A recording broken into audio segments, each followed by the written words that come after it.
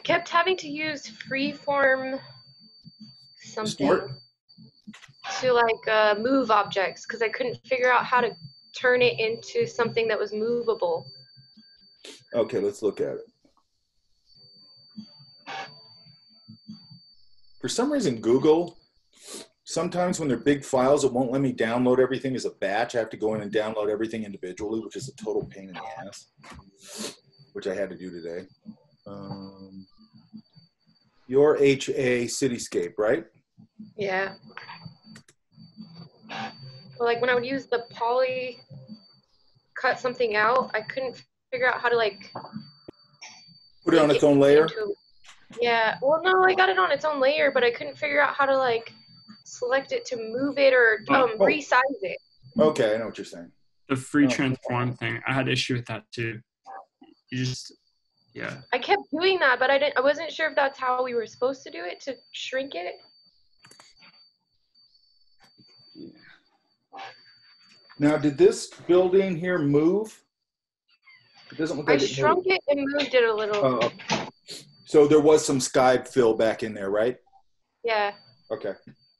Okay, so this is something that's a good point. Like if I take off this auto select, remember I said you could do auto select right up here?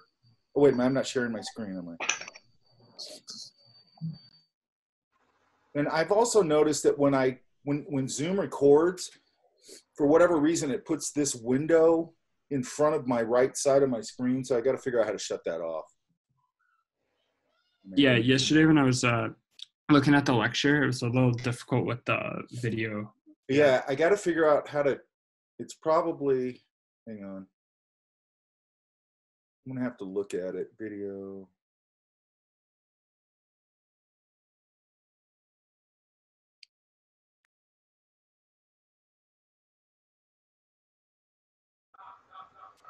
I don't see it in here, but I'm sure there's some way of doing it. And of course, it puts it right over my, because I have it over here on this screen over here on my machine. I've got two screens going, and it's not even on that screen. So I don't know why it puts it over there. I don't really think that's necessary, but I'll figure it out.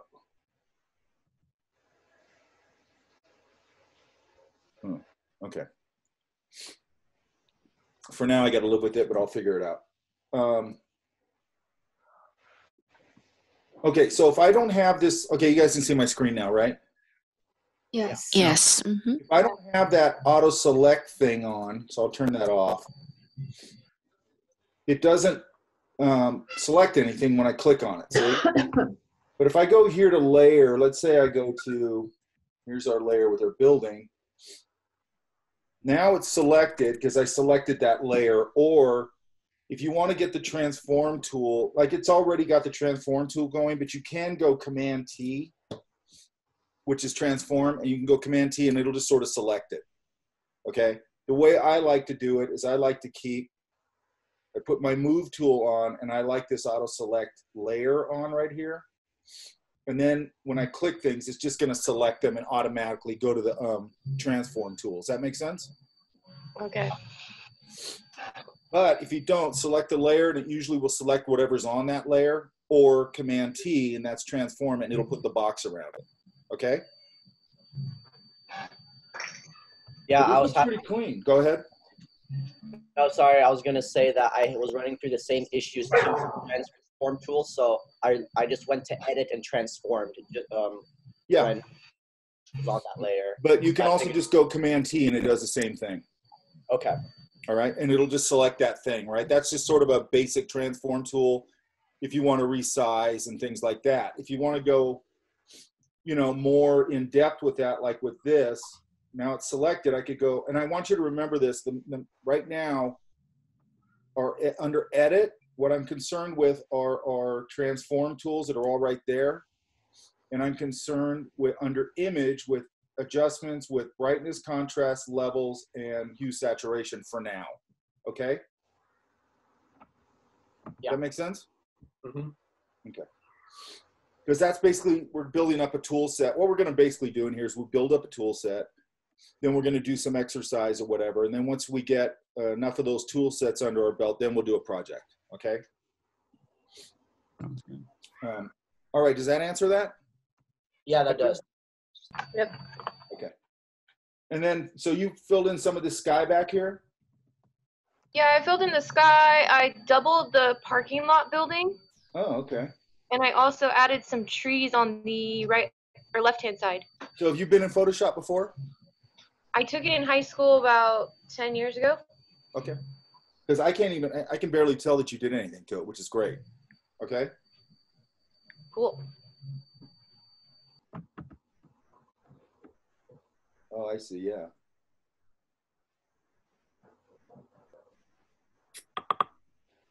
Oh, yeah. Okay. Yeah, perfect. By the way, what I'll do with these things is I'll put up, okay, I want you guys to understand a couple things. Like for this, I'll put it up as an exercise in Canvas, okay? And I basically, if you do the exercise, you understand the tools, I throw 10 points at it. I don't really grade them on creativity or any of that stuff. It's really just learning the tool set.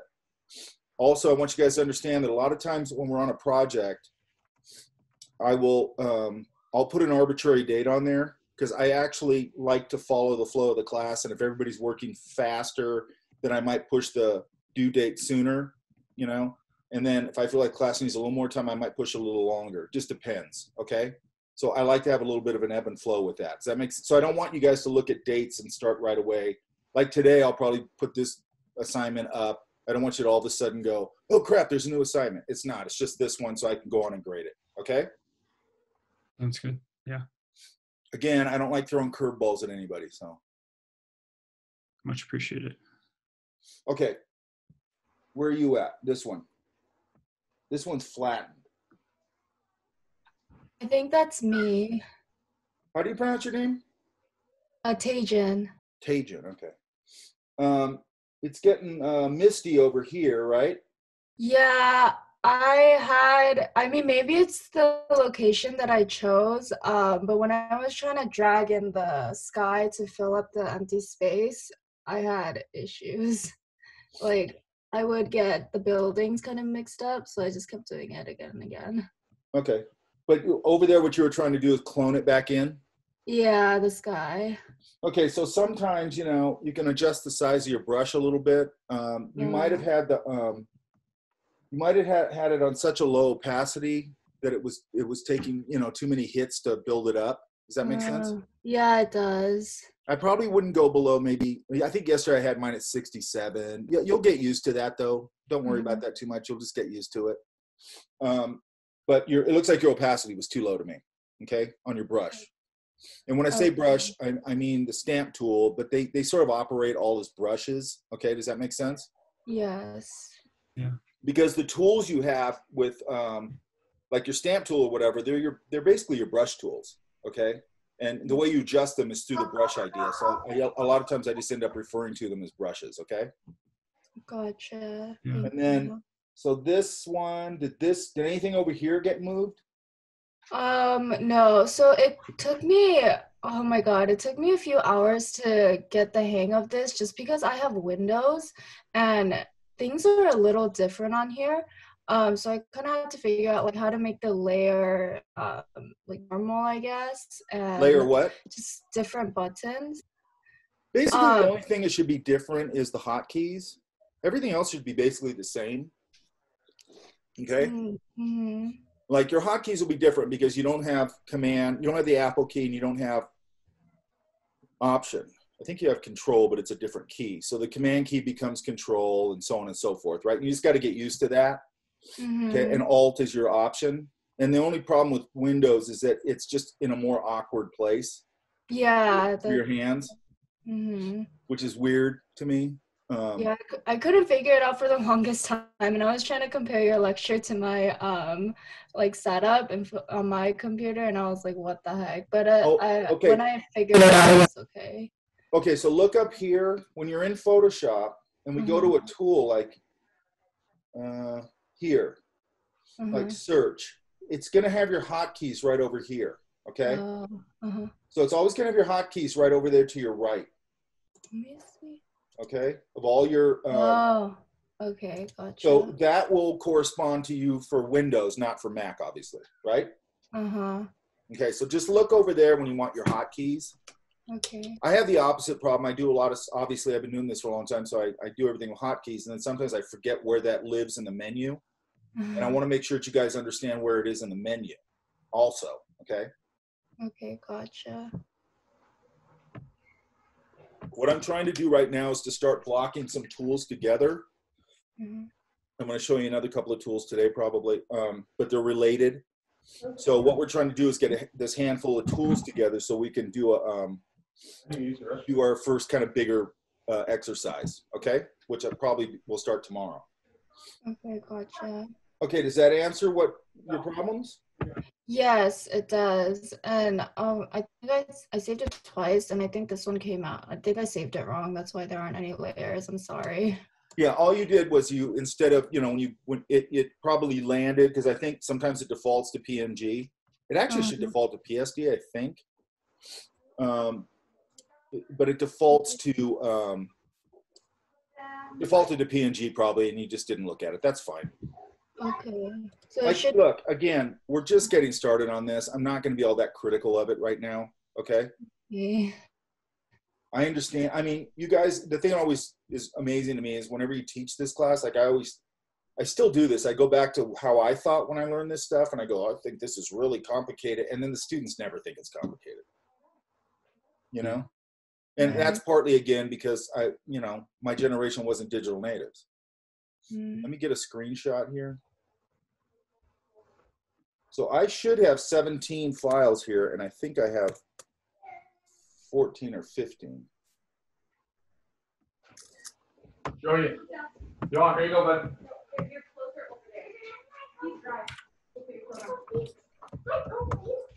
Okay, so let's get on the room.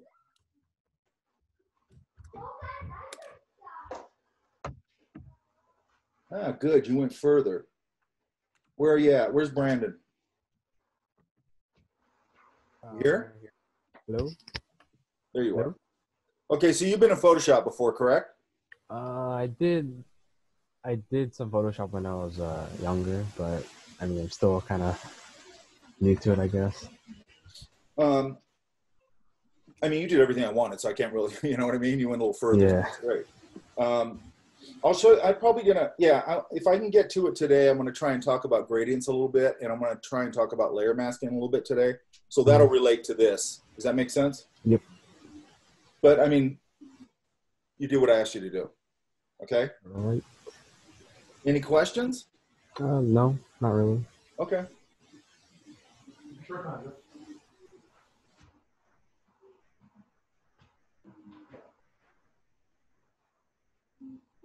Who's this? I don't have a name on it. It says Cityscape Moved Building. Hello? That's Johnny? Yes. Okay. You go by Johnny? Yes. Okay. Okay, so any question? I don't see. Okay, so what moved here? This back here looks like it was probably cloned in.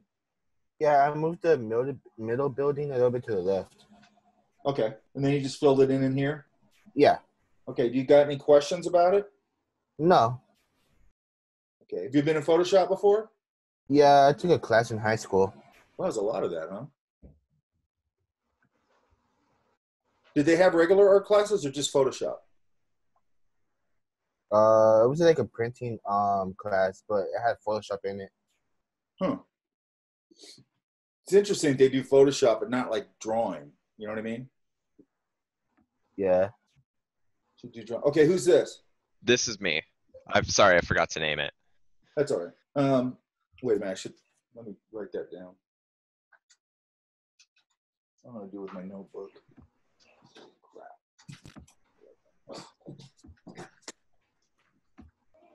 You know what? I'm gonna have to get my notebook here in a minute.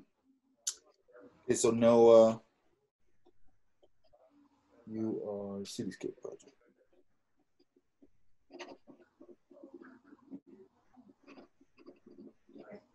And who was the last one I just did? Johnny. So this one.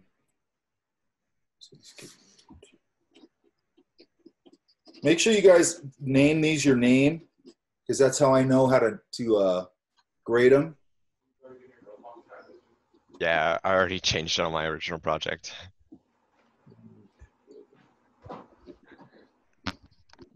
this is. Go, big guy. Come on. Walk to the mirror. There's your clothes right here. And make sure you keep track of that kind of thing. Like if I miss you on attendance, for some reason I forgot to do attendance yesterday, I'll do it today. You know, hit me back if you go, no, I was there. Okay. Okay. All right. So where are you at? How do you? Okay. Okay. So you did overlay and all that, right? Yes. You lit it up. Did it light up this red up here on the top here on its own? Yes. Yes, it did. Yeah. Because of the purple color overlay. Yeah. The interesting thing about overlays is like as many years as I've been using them, I couldn't tell you what each one does because it relates to what's underneath it and what's on top of it. Does that make sense? Yeah. There's a little bit of randomness to it. Yeah. I don't really know what except for like a couple I know what they do, but the other ones it's like okay, I just scroll through all of them to see which one looks good. It's the same thing I do. The one that I kind of know pretty good is multiply because I use that. And we're going to use that a lot later on. I mean, that's because even if you go, okay, this filter does this overlay does this, it's still reliant on what's below it and what's above it. Yeah. That's what's going to make it react. You know what I mean? Yeah. And so there is a little bit of randomness to it. One thing that I do a lot is I'm moving through whatever it is, an illustration or something like that. I'll go, okay, I get it to a certain point, and then I might just go throw an overlay color over it and just like you just said, scroll through all of them. Yeah. And then all of a sudden, a lot of times it'll hit something and I'll go, oh, that's kind of cool. And I might pull it down a little bit and then I'll keep going now with that new idea. Does that make sense? Yes. I like the randomness of it because I like the randomness of traditional media. And one of the things I used to always complain about with digital was I ask digital for a perfectly round circle, it gives me a perfectly round circle. It's sort of like there's not as many happy accidents with it. Does that make sense? Yes. But there is a lot of happy accidents in digital. Over the years, I finally found out it's like there's a bunch of ways to randomize this, It's just a different approach. Say goodbye. We gotta go. That's it. And the background is partially affected by the swimming later. Oh yeah. the color layer, but it was made the overlay made it look like a weird green, so I had to use a hue and saturation to get it that color. Yeah. So I had to crop out the entire sky and then. So have you been in Photoshop before? I've taken actually a normal and an advanced Photoshop class in high school. Okay. And then, so what do you want to do now? Still kind of undecided, but I like the design aspect of like video games is what I'm mostly into. That's a big, broad area, right? Yes. If you start, how long have you been at Fullerton? This is my second semester. And then you've been taking what? What have you already taken? I've taken, what was it? I've taken a basic counseling class and then intro to computer game design. Intro to what? Computer game design. Who's taught that? It was, let me check. I think was it in the computer science building? I think so. It wasn't the art building, right? I have to check. Who is my teacher? Sorry, I just want to check real quick. But was that more like programming? It was looking into the aspects of creating a video game, like game narrative, level design, as well as like different genres of video games like RPG, simulators. That's weird because I don't know that class. It wasn't Franz, right? I don't think so. I have to check. Huh, that's weird.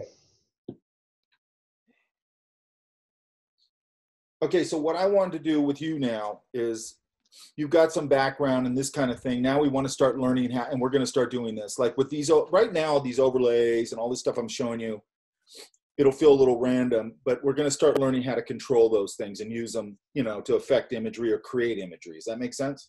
Yes. Right now, I'm fine with it being random because right now you got to play a little bit. Okay. Yeah. Okay. And then did you swap out the building somewhere? In the building on the right, you could see like half of it. Yeah. So I just overlaid the middle building I just created a new building with those two sides, and I just mirrored them and then used like a perspective and then you had to punch in transform. some of the sky, right? Yeah, and then it wasn't a lot, but I did have to punch in a little bit of the sky around it. Oh, I see. Okay. Yeah. Oh, yeah. Okay. Oh, yeah. It's a completely different building. I didn't even notice Yeah. that. It's so weird. I look at this. I use the same image every time, and then I look at it and I forget which buildings are in it. Yeah. Okay, good.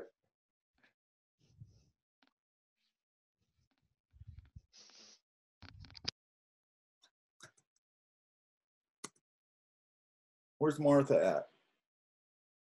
Oh, okay. Martha here? Here. There you are. Okay. Okay, so you moved that one. Did we do anything with the sky? Yeah, I moved the middle building a little bit to the left, and I just Back here? Yes.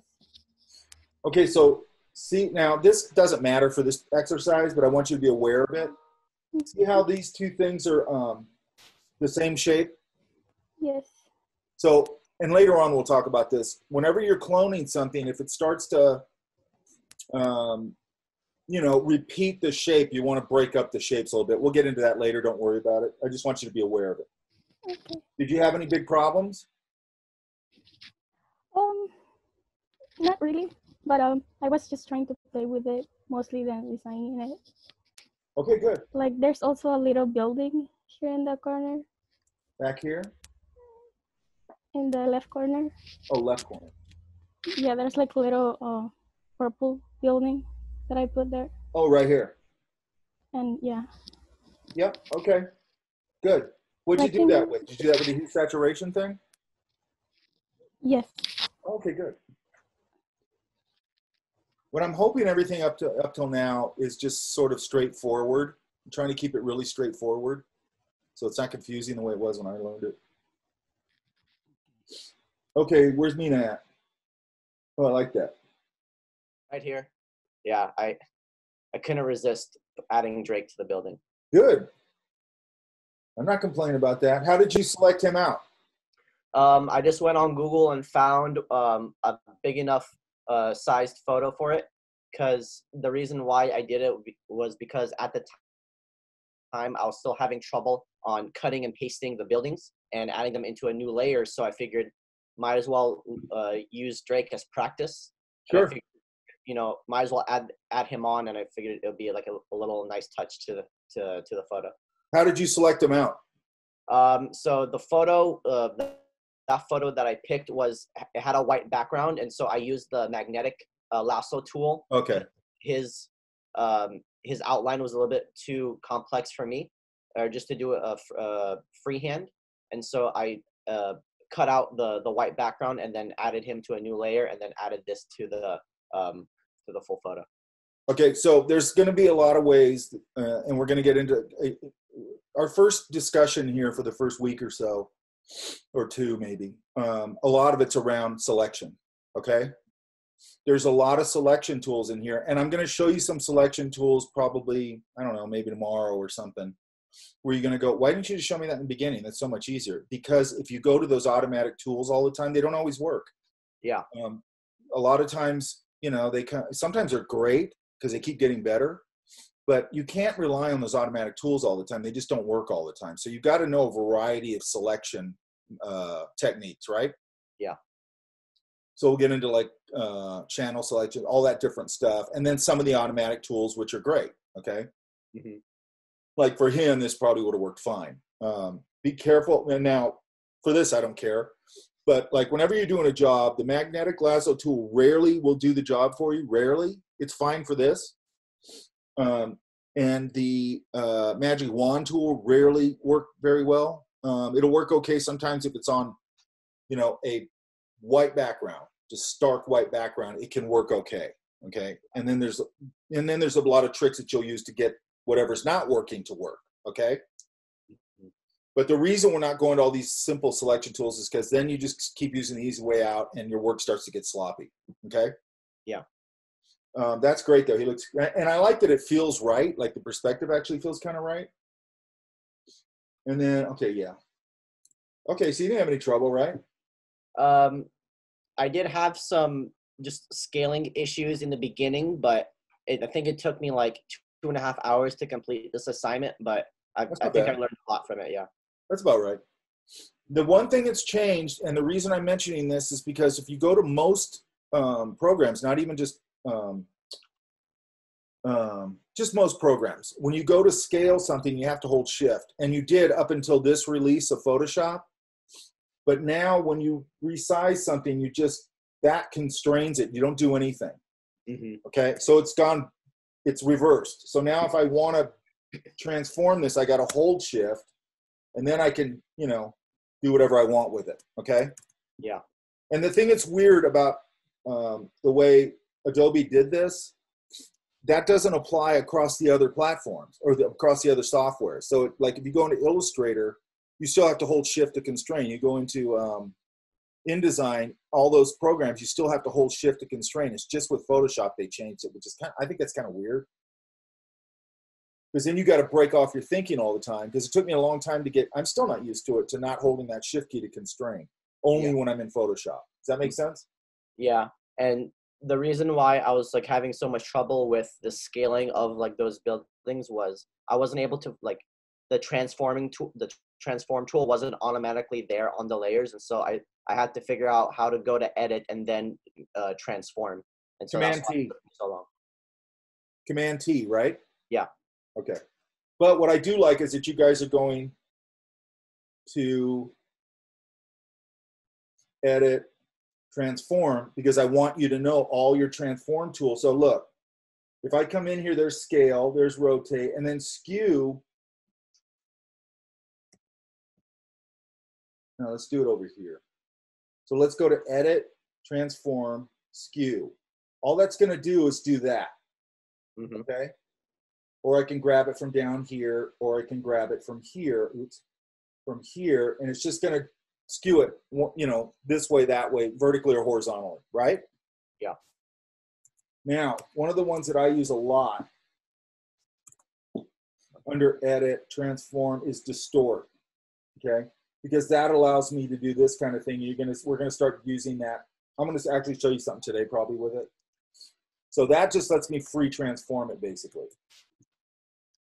And then there's perspective. So I can grab this and pull it into perspective if that was a floor or something. And then warp, we'll get into this later, but warp basically is just going to give you more control over how you distort the image. Okay. So you go to edit, transform, and then warp. Yeah, they're all of them are under edit, transform. Okay. So, and the reason I go through these tools, they're important tools anyway to get to understand. But the reason I go to these tools initially is because they're clear. Like I can go to edit and transform, and all those transform tools live there, and it's fairly simple logic, right? Yeah. But and the same thing with like selection tools or like this clone stamp tool. There's a couple of tools that live with the clone stamp tool that all make sense. Okay. Mm-hmm. Then as we get further into this, and it won't matter because you'll understand the program better as we get further into this. You get further into this, then they start naming things kind of odd things, or there's sub menus where you're like, you know what I mean? Like I still all the time will go online sometime to look up like a technique or something for Photoshop or whatever, Illustrator, whatever. And somebody will go to a whole suite of tools that I don't even know about that are in some sub menu or something. You know what I mean? Mm-hmm. Like the only people I know of who seem to know Photoshop backwards and forwards are people who are like Adobe trained Photoshop people. Mm-hmm. And a lot of them aren't really designers or anything. They're just people who go and they train people on how to use the software, which is interesting because most designers and things, they've learned to use it in the context of what they do, which is what I did.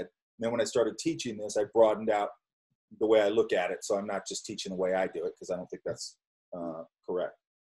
Okay, do you have any? Oh, and the other thing is here.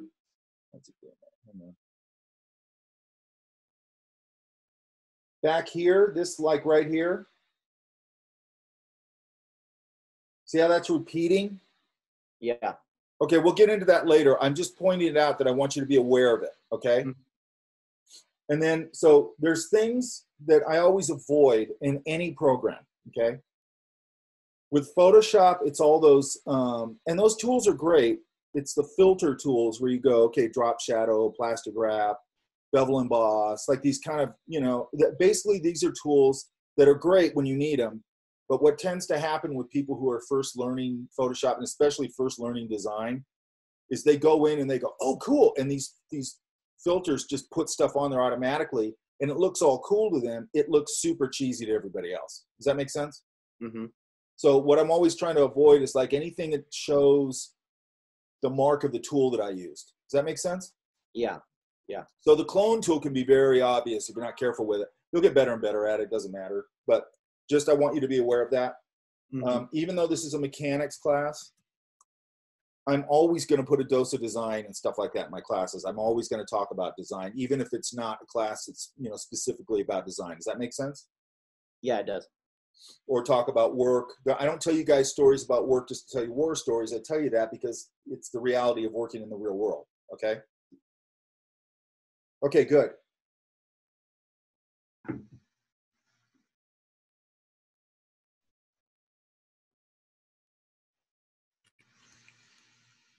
I think I already went through this one. I think I already went through that. Where's Ian at? Oh, that's me. Yeah. Yeah, I just repeated the one in the back. Oh, And yeah, then, yeah. Yeah, and then tried to use the hue and saturation on it. And then I cut out the part of the building on the right and tried to fill that in. It took a lot longer than I thought, and it didn't turn out how I wanted to either. I definitely had some problems with the like the pen swatcher tool and everything, like getting the right texture for the stamp to use, you know. Yeah, that's all common. But yeah, and then originally I tried to have the buildings like on the right side, like perspective, like kind of like go down for a really long time.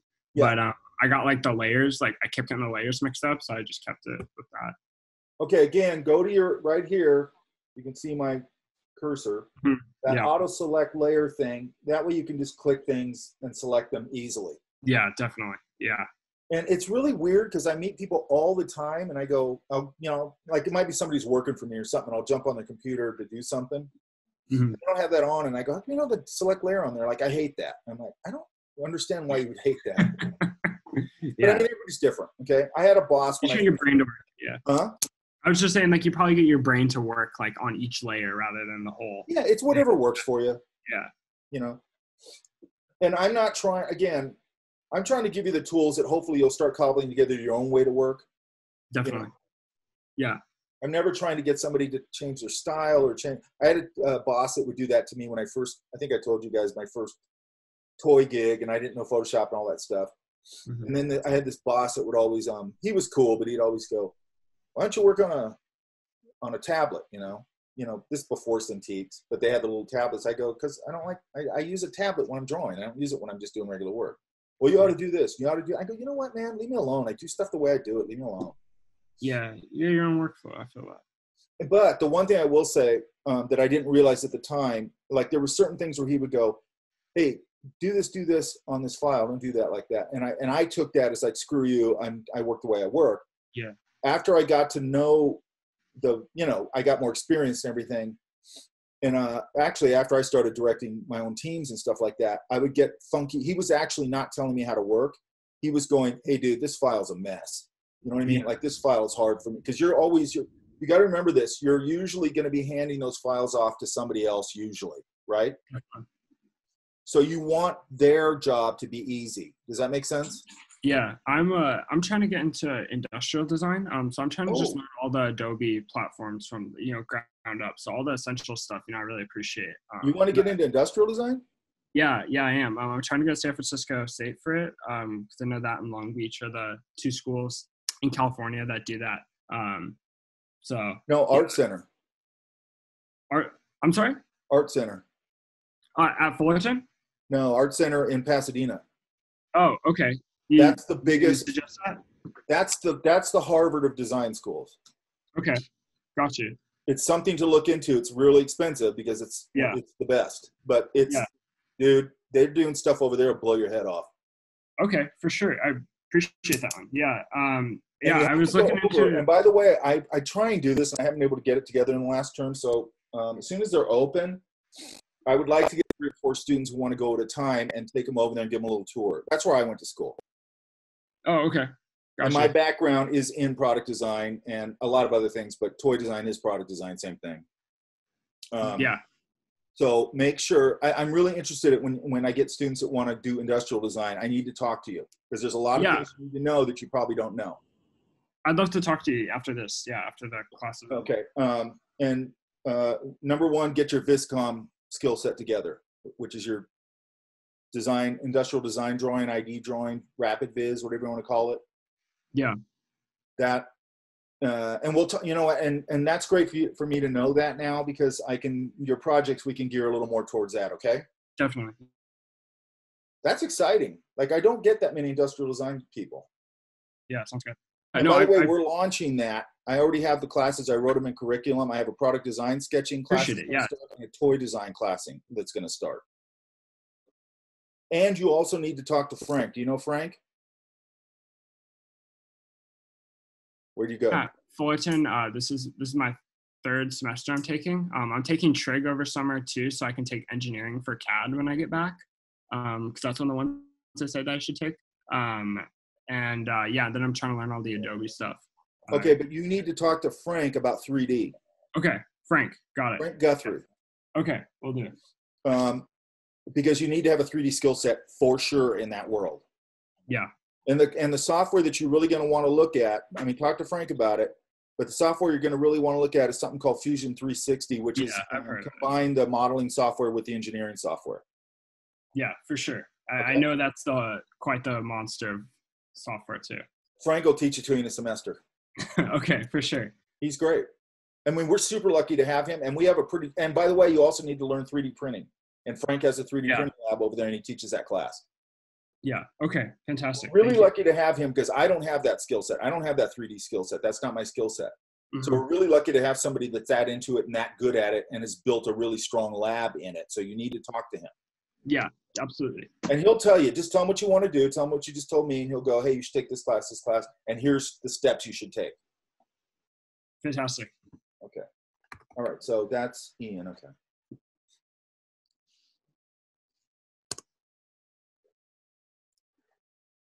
I knew you were going to give me something, John. Where you at? You there? Yeah, sorry, I had to unmute. Can you hear me? There's this button on there. It's unmute. Yeah, it wasn't clicking. I was on the wrong window. Okay, I like putting this one right in the foreground. Nobody ever does that. I wanted a little layering, and I figured the only way to get monsters in there would be to move it closer than further. Yeah, it makes sense. It totally makes sense. I don't know why I never thought of that solution. Okay, but you have some experience in Photoshop, though, right? Yeah, I had some Yahoo teacher for 100. Oh, yeah? Yeah. I forget his name. I know that guy's an asshole. I wouldn't go that far. Okay, you didn't have any problems. No, I know a lot of these tools thanks to your class. Okay, now obviously a lot of these basic ones, using the layering, okay? Using the filter. And by the way, we did that camera exercise in that class, right? Yes. Okay, yes, so I'm going to want you to do something else. If anybody's been in my 100 class, I'm going to want you to do something else on that. That's why I tried to push this one a little, because I know we did this exact one before. So give me something maybe you want to do, and we'll work on that, okay? Yeah. Because I don't want you to do the same project over. Yeah, definitely. No worries. I've been emailing you. I'm not sure if you got it. Oh, yeah. You want to do an offline thing, right? Well, whatever. I mean, I don't want to take up the whole class just BSing. No, okay, we'll do an offline thing. Do you notice how old I look when I take my glasses off? I don't know. You're in a little box in the corner, so. Yeah, I look like a little old man when I take my glasses off. Okay. You didn't have any problems with this, correct?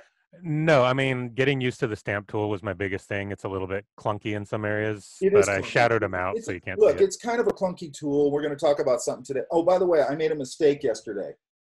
Okay, I want to talk about this because it's important. Okay. And I don't know when they changed this, or they might have changed a long time ago, but for some reason I just didn't realize it. Where's Nathan? Right here. That's Ah, me. you got the layer highlighted. Yeah. So, okay, so what did we move here? The right building. Oh, I I see. moved it down. Okay, good. And then some of the sky back here? Yeah. Okay. And I kind of went over that building. What was that? Did you have any problems with it? I think my biggest problem was just like looking for the tools that I needed. Yeah, that's normal. And I don't know if this is for you guys the way it was for me. Again, I'm trying to look at straightforward tools right now for the most part, because if you sort of jump into some of the other tools in Photoshop, I don't think Photoshop is that intuitive initially. Does that make sense? Definitely, yeah. I mean, it just doesn't, it gets intuitive once you understand the language, but it's just the way they had to put this program together because it's such a deep program. I don't think it's intuitive until it is, okay?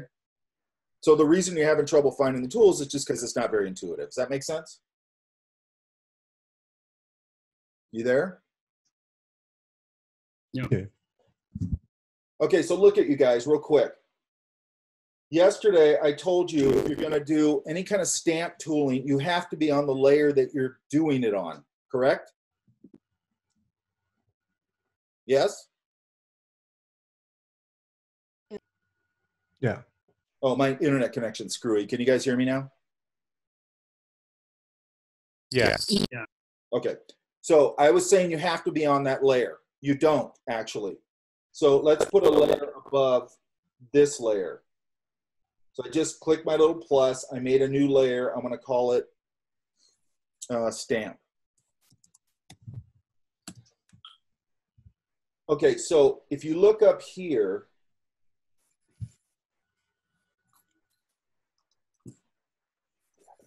hang on. If you look, okay, I'm on my stamp layer, and I'm going to pick my stamp tool. I forgot where the hell I put it. I just rearranged this. Oh, I got to show you guys something on here again, too. Hang on. I rearranged my tools today, so now I don't remember where I put anything. That's always good. I think it's under the patch tool. Here it is. Clone stamp tool. Yeah, you're right. Okay, so if you look up here in my control bar up here, it says sample current layer. Okay, if I go sample current and below, or all layers, in this case I'm going to go current and below, then I can come on here and I can start to use this tool. And what that is I'm going to start talking about this a little bit. That is non-destructive editing. Okay, what that means is now I can turn this layer off, and I can get rid of it, or I can just eliminate it and start over. So I have all these, I can get rid of my edits. Does that make sense? That is so cool. It is, okay? And I don't know when they added that in. So the reason I'm talking about that is this idea of all layer sampling or current layer sampling. You're going to see that in a lot of tools, okay? Especially when we get to mixer brush and stuff like that. You're going to see that in a lot of tools. It helps you to do non-destructive editing, and we always want to do non-destructive editing whenever we can, okay? And Photoshop keeps making that more and more feasible. Does that make sense? Mm-hmm. If I can't do it, I usually just make a copy of the layer, turn off the original layer, and work on that layer. But if I can do non-destructive editing, that's what I always want to do. So when you look at a tool now, always look over to that little drop down and go, can I affect the layer below it or all layers below it? And then I can do all my edits on that one layer, not worry. And then I can turn it on or off and adjust it. Okay? Make sense? Okay, did you have any questions? No. You were okay? Yeah, I was fine. Okay, good.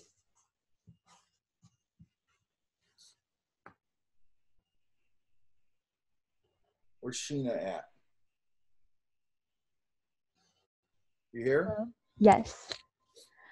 Okay. So I just moved the building and I wanted to put the Wells Fargo behind it, but I was having trouble getting the perspective and I was having computer problems, so that's what happened. That was left over. Okay, so like this here, if I wanted to take that and put it behind, I'm going to do a real hack job on here. But let's just say you're only going to see part of it. Or let's just take this whole thing. I would go and select this nicely, not the way I'm going to do it. I'm going to do this really hacky job here.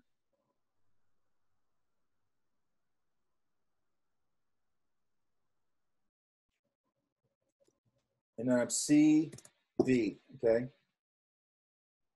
And then I'm going to put it right here. So what I probably do here is I go up to my Edit, Transform, Distort. And then I would just pull this in to wherever it needs to be, follow the street, and a little bit of that up here.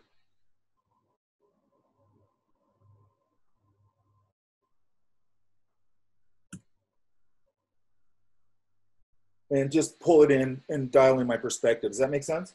Yeah, that's good. That's where your free transform tool comes in really nice, or your free distort tool, okay? Mm-hmm. Because a lot of people will go to that distort or that perspective tool, and they think that that's going to give them perspective, and sometimes it does, but like in this case, if I go to that, if I go Edit, Transform, Perspective, it's not really going to give me the right perspective because it doesn't know what the perspective is. Does that make sense? Yeah.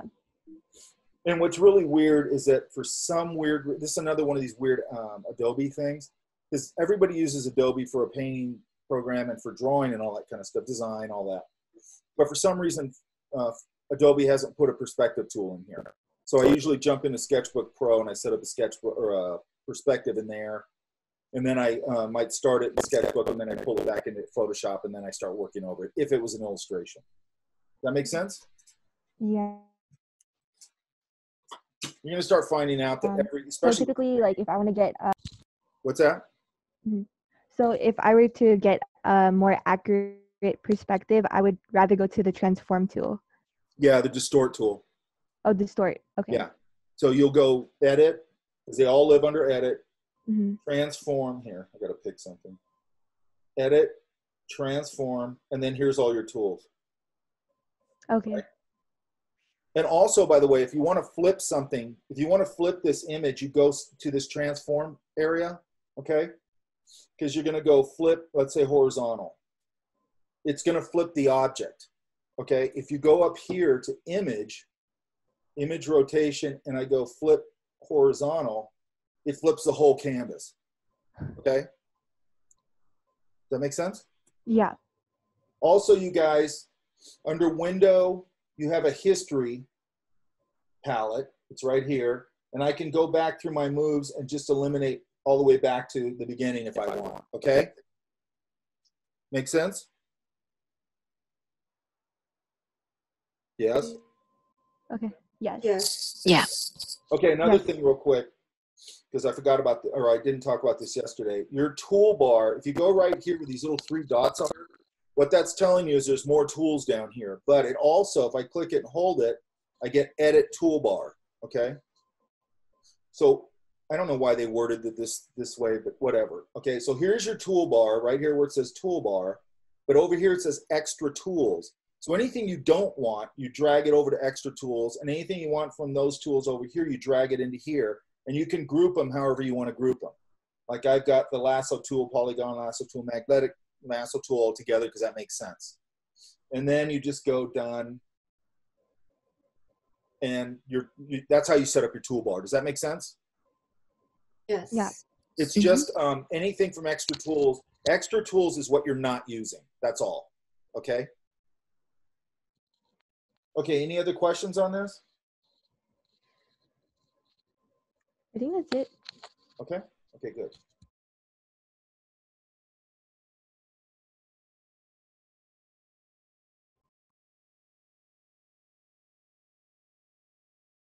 Okay, where's Victor?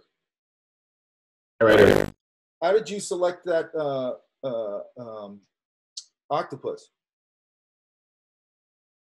Selected. With what? How did I select it? What are you asking? Yeah. Not sure what you're asking me. How did you select it out of the background? Oh. Let me think. I think I did the magic wand, made a selection, and then made it smaller. So you're obviously been in Photoshop before, right? Yeah, I took a class in the photography department. Okay, good. I love the plane landing on the roof. That's pretty clean. How did you select the water?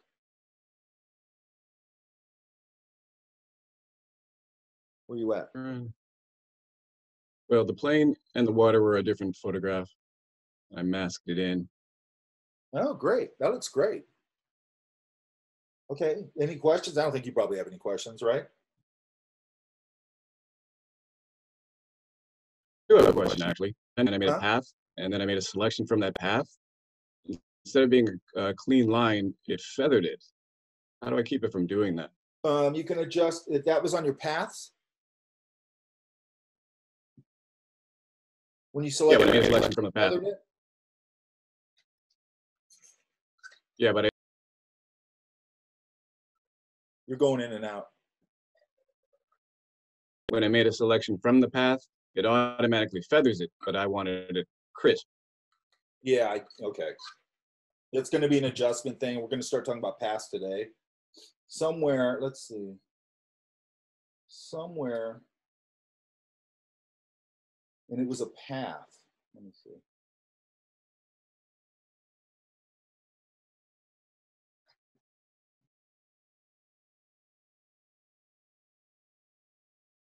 Okay, here's all your paths right here.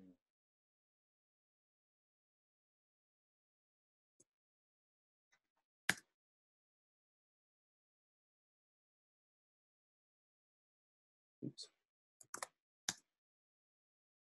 Okay, mine it's not. That's got to be an adjustment. And let me figure that out, because actually I haven't had that happen before. So I will figure it out for you. All right. Other than that, I mean, everything looks great.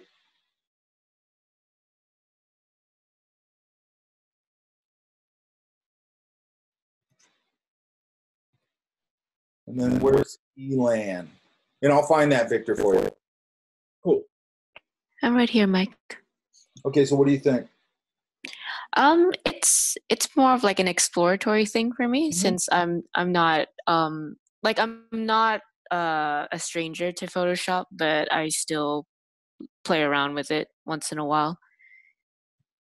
Okay, what we want to do is get, okay, so did you put in some of that background, Sky, too? So actually, that one was a duplicate by mistake, but I actually moved the building on the right a little more to the right, and then I added the building in front to the one behind it, and played with the levels. Okay, good. Did you and then I filled in. Oh, sorry. Did you use the stamp tool at all? Yeah, I used the stamp tool to fill in the sky, and then I used the let me see. I used the transform distort to grab the left side of the street to fill in the other streets on the other side, because there was a gap when I moved the building to the right. So I kind of made it like there's another street going in. Okay, so kind of, but it's not that great. Well, don't worry about that. But you're understanding all these tools, correct? Yeah, I'm getting a good feel for them so far. Okay, good. What the goal here is to get you comfortable with it. Yeah. And then the goal is to start, where you solve your own problems and things like that. Yeah, it was definitely a lot of like, how do I do this? How I do that? And sure. Yeah. Okay, one thing I want you guys to do to the same image for tomorrow is we want to go, okay, so let's look at this pen tool.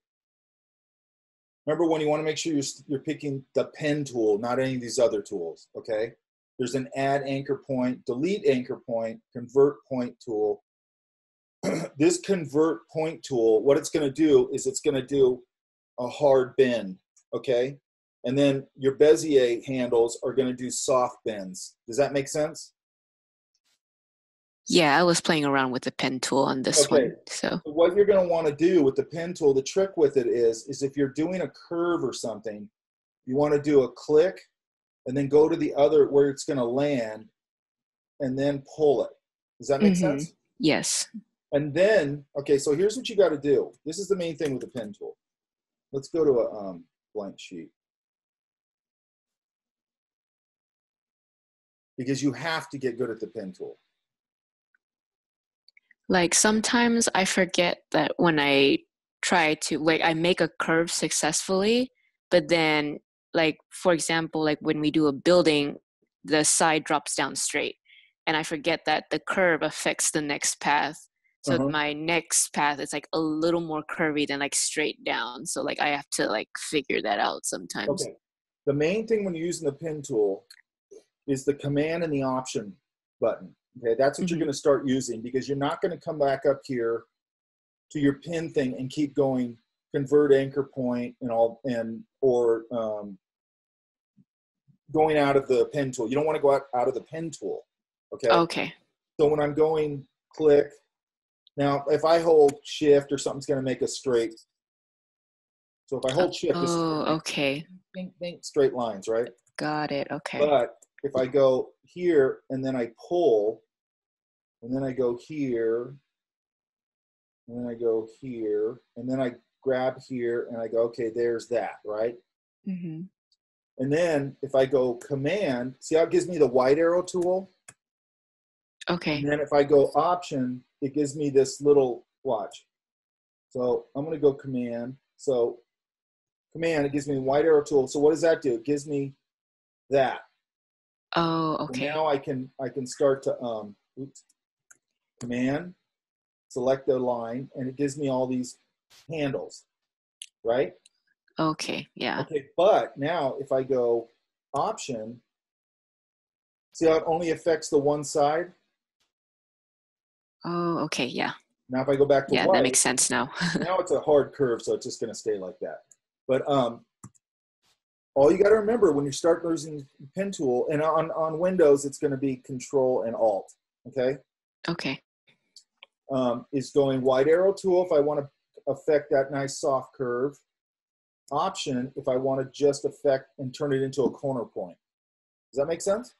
Yeah, that makes sense. So if I go back to here, and this is what I'm going to want you guys to do, because this is the only, you can pick anything in here. It's a more complex shape, but I want you to use a curve. So, and you'll start getting intuitive about this. Like this is a very hard curve, so I'm probably not going to be able to do it in one pass. Okay, so if I try and go all the way over to here, I don't have, you can see it, it's missing this curve over here. See that? Can you see that? Yeah. Everybody hear me? Yeah. Okay. Now, so what we're going to have to do is go, okay, I have to do the first part of this curve to here. There's the severe part of the curve, and then over to, oops, hang on. Then I go and complete it here. And I'm pretty close there. But what I can do is go white arrow tool, and I can grab this point and move it a little bit, or if I have to readjust it here, I can readjust it. Does that make sense? Yeah. Okay, so now what I'm going to do is I'm going to use my white arrow tool and click off of it. And I'm going to click back on it, and you can see it tells me when I'm over the end point, and then I'm just going to go straight over for now. Okay? So what we want to do here is go out around here. And by the way, a lot of times I go in really close, because when I get in close, I'll really see where I'm screwing up. And then I'm going to come down here and see how it put a curve in there? I don't want that. So I go to my white arrow tool, and I adjust that point. But look, it's curving up here. So maybe that's a point where I go to my option and just go just right. So that worked. Okay. I'm going to come back down here. All right.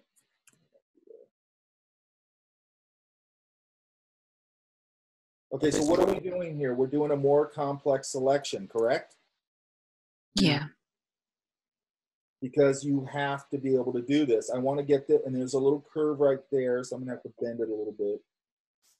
And then I'm gonna click off and click back on it.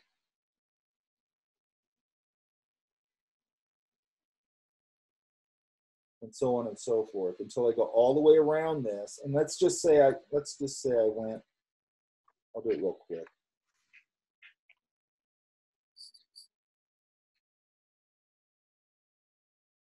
Now, I wouldn't be this sloppy, but just for time, I'm being sloppy. See, there's a little curve right there, so I'm going to go with my corner point, and I'm going to straighten that out. And here, here, oops. Go back here, move that.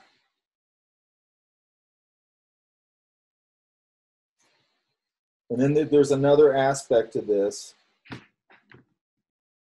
Let's go up here, here, and then straight up. And I'm just going to clip it here because I started in a weird spot.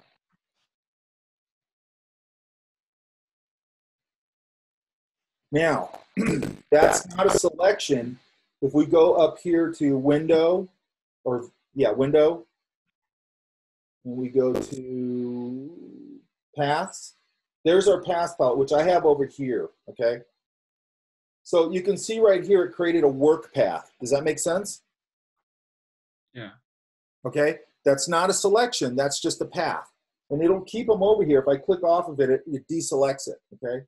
But if I want to make that an active path, I have to go Command and then click the image, not the bar, not the word, the image right here. And it makes it a path or a selection. And then I go Command C, Command V. Oops, I'm on the wrong layer. Let's go. Could be on this layer. Okay, and now I've got a cleaner selection of that that building. Does that make sense? Yeah. Go ahead.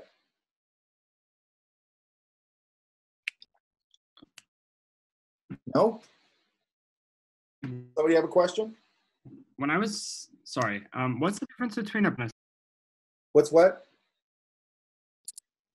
the difference between a path And a selection? and a selection? Like, Yeah, how do they differ? the You thing with turned a the path- path into a selection, but yeah. The thing with the path is it's called a work path for that reason. It's a path that's sitting there, and there's a lot of things you can do with it.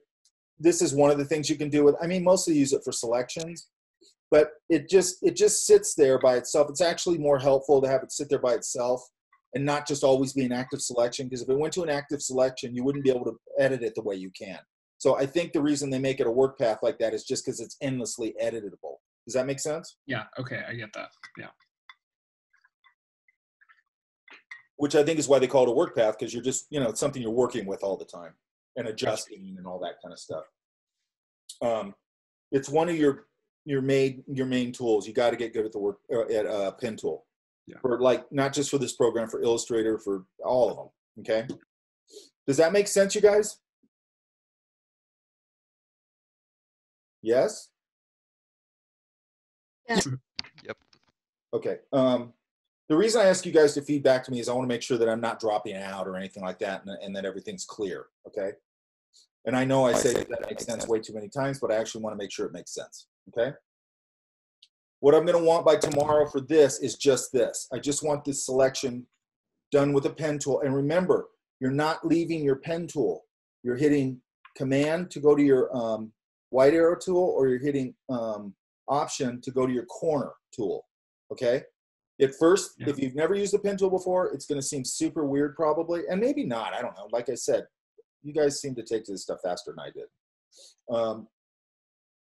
But usually it feels a little weird, but it's actually a great tool. Okay, does that make sense? Yes. Yes. Okay, so tomorrow I'm going to have this selected out, correct? Okay. Okay, so let's look at a couple of other things now. Let's look at, hang on. Elan, does that make sense, all that? Yeah, that makes a lot of sense. Thank you. All right, so we have this. let's go. Okay, there's another tool in here.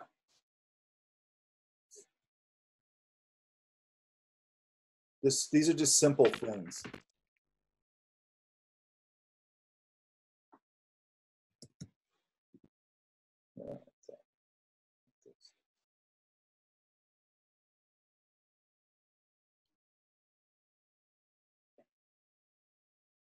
What am I had a couple of images here. Hang on.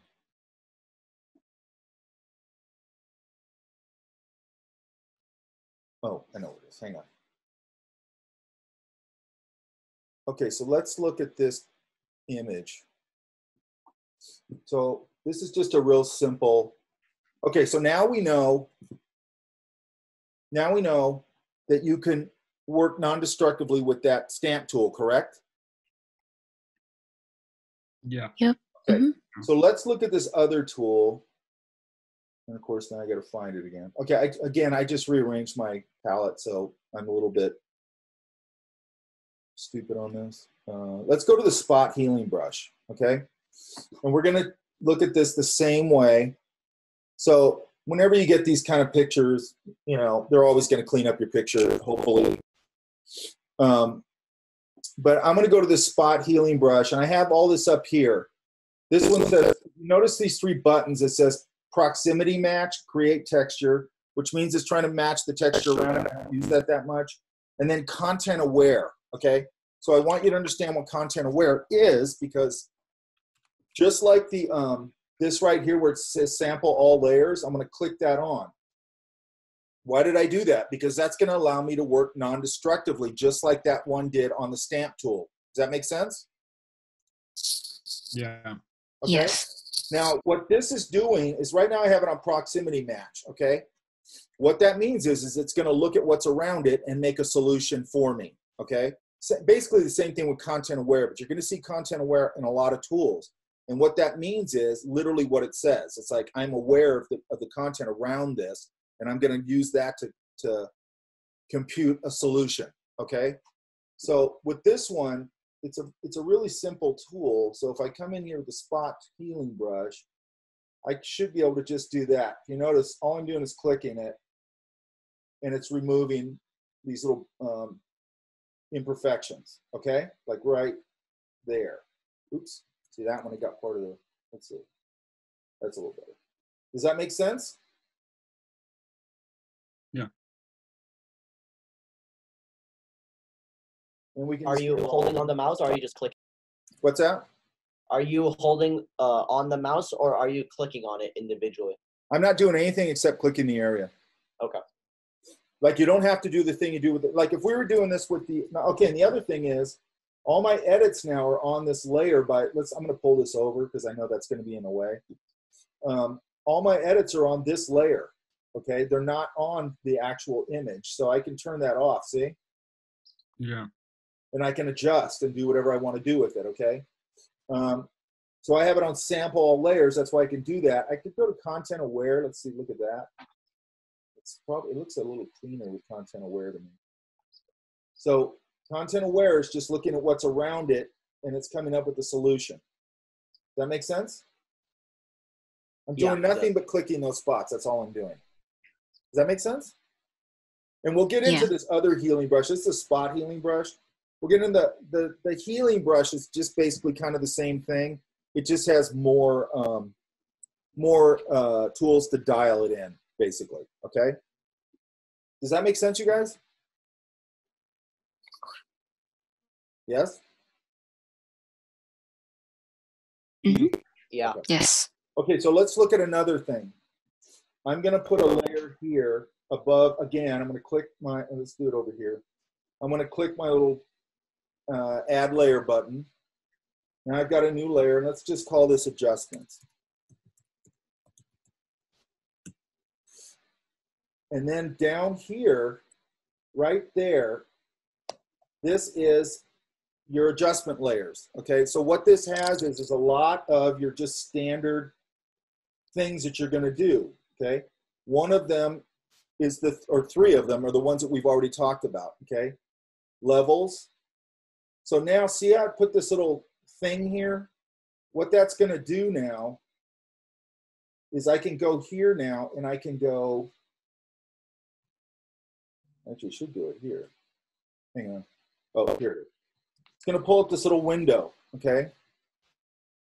And I'm, you know, this is giving me something. Oh, here it is. And I'm going to go, now see how it's highlighting my, my edits? So I'm going to get rid of this layer. Hang on. I'm going to go to here. And then I'm going to just go, okay, so here's something you can do. I wouldn't normally do this, but I'm going to do it for this. I put those two layers above each other. They're both selected. And then right here, hang on, my connection's bad. Right here on my flyout menu, I can drop down and go merge layers. And it merges those two together, okay? So now I've just got that my edits on one layer, and that's fine, okay? But now I'm going to go up here again, and here's my levels, and I'm going to adjust the levels. Let's say I want to go a little there.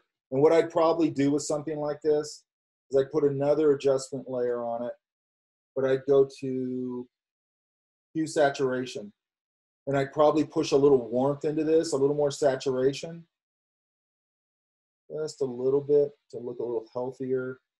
You know, and I can adjust the lightness, darkness here. Now, the reason that's important is I can keep going back to those and readjusting, or I can go, I really hate that whole thing, I'm getting rid of it.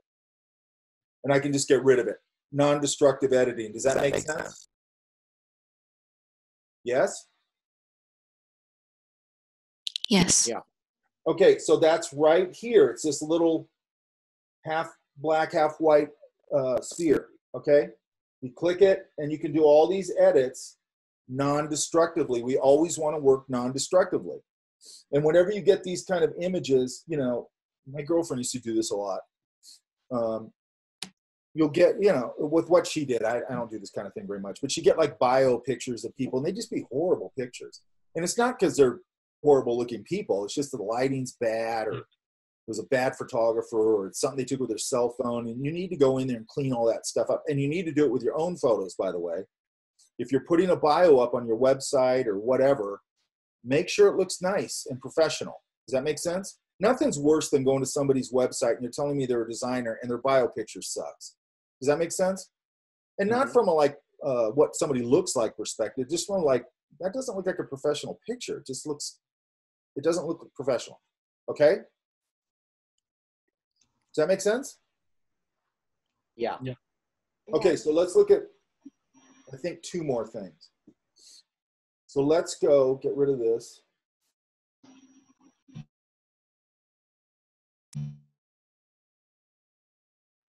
Professor?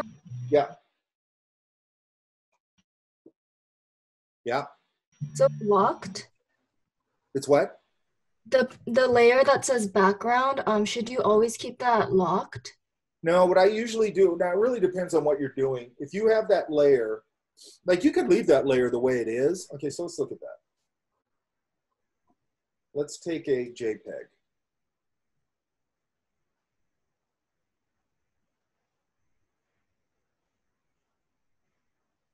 If I was going to take this purse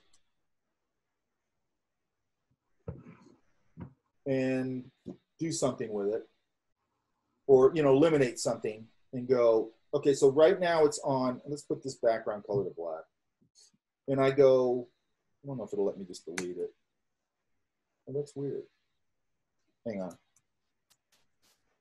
Oh, let me flatten it. Okay, so now, see how I converted it back to a background layer? That's usually what it comes up in if it's not a layered file, like a PSD file or a TIFF. If I go here, it won't even let me eliminate anything, like delete it or whatever. But, or if I go cut, let me get on here. It won't even let me do that. Okay, hang on. Actually, it did something. Hang on. Let's go delete. It's just gonna, fill in whatever the background color is. Okay, because I have it set up for, or foreground color. I have it set up for foreground color. So if this is the foreground color and I go delete, it's just going to fill it with that, okay? Does that make sense? Here's where it should does. Be. Hang on. Who was asking a question anyway? Me, Tajan. Oh, Tajan, okay. Put my video on. Okay, good. Look, I'm going to double click this layer, which is going to allow me, because it's going to give me this dialog box. It's going to allow me, it'll give it a new name, which is layer 0, or I could go, I can name it whatever I want.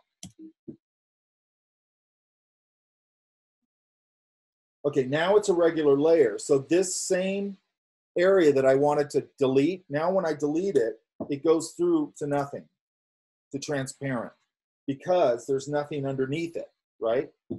So let's turn this layer off. Let's make a new layer, put it underneath it, and let's fill it with orange. So the whole layer is filled with orange. Now, when I turn this layer back on, see how I can see through it? Basically what happens with a background layer, it's flat and you can't do much with it. Okay. So if you want to put something underneath it and all that kind of stuff and see through it and all that kind of stuff, it's not going to happen. Does that make sense? Yeah, it does. Much with it. Okay. So I want to talk a little bit about, I'm going to make a shape here. And I am going to go to my gradient tool, okay? So up here, let's turn this out. Up here, that's my gradient. You can see it right there. What is it doing right now? It's going the color of my foreground swatch, right, to transparent, because how do I know that? Because it's showing that checkerboard. Does that make sense? Yes? Yes. So now all I have to do is just go here, click, and drag, and I get a nice clean gradient. I can go Command D and deselect it, and there's my gradient, okay? Now, there's a lot of options in here. So I don't know why they put these this way now. I don't like it, but whatever. So I can go to foreground color to the background color, which is going to look the same actually right now. I can go to black to white. I can go to, and they have all these different ones in here. Pinks, reds. I don't know why they broke it. I don't really like it this way, but let's go to purples. You know, and then I can, play with this. I can just make it very simple, okay? Now, I want to talk real quick, and we'll get into this a little more probably tomorrow. I don't know where all their, that's really weird. Okay, I have it on black to white, okay? So let's go back to this purse idea. So here's this purse. I want to talk about, actually, let's look at this first. I gave you guys a file. I don't even know if I have it. Hang on. Let me download this file because I'm stupid and I forgot to do it.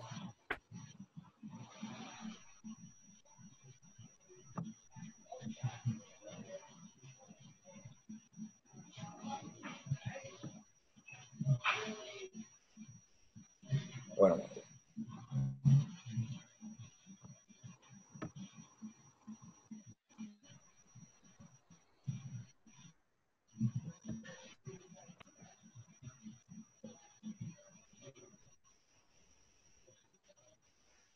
Sorry, you guys, I have to download this.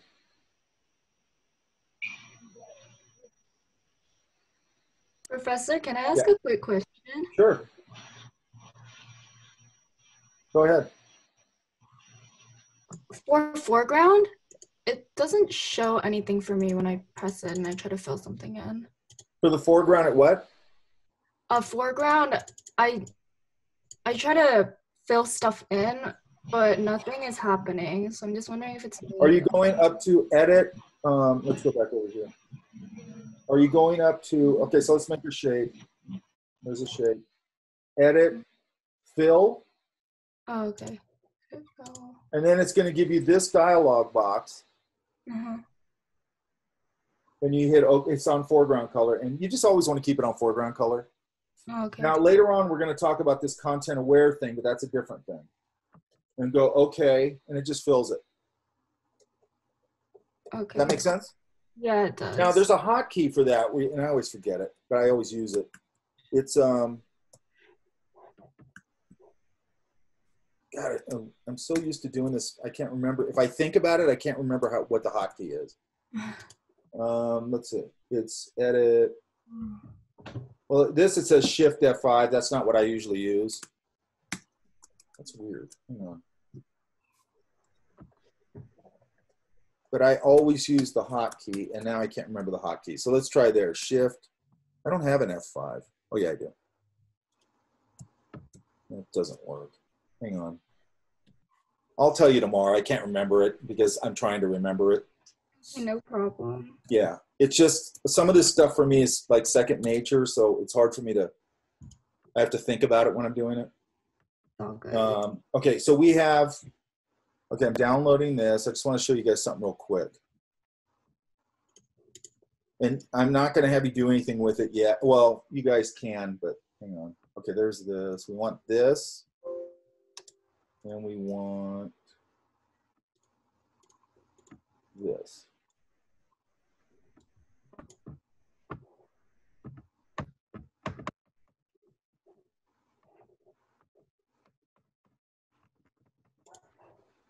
Get out of here. What is it doing?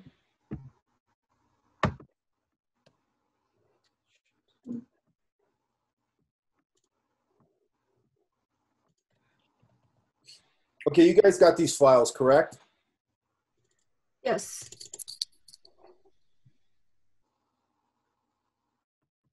Okay, I'm usually I have these downloaded before class, but I forgot.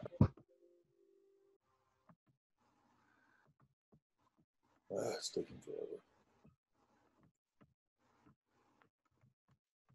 Okay, here it is. All right, so here's what we're gonna do. We're gonna talk about layer masking real quick, okay, in two different ways. So I'm gonna pull this out of the tab.